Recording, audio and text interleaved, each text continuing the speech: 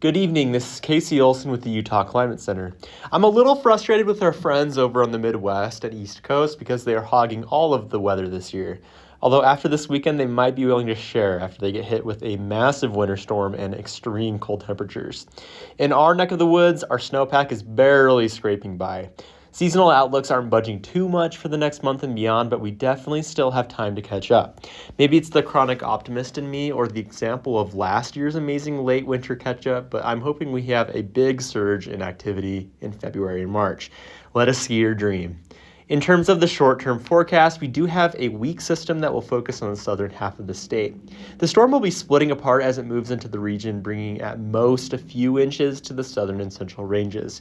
The snow amounts for the northern half of the state are even more depressing, with just local pockets of mountain snow bringing at the very most a few inches to the ranges. In better news, we'll likely see enough cooling at the mountaintops to alleviate or dilute the valley inversions and air pollution a little bit, but it'll probably build back up again.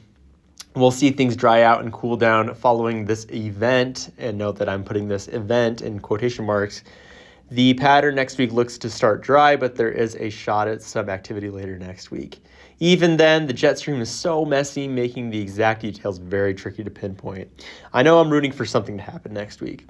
Temperatures in the northern valleys will be hugging the 40s before dipping down to the mid-30s this weekend. Southern Utah will be sitting comfortably in the 50s heading into next week. With Utah Climate Center, I'm Casey Olsen.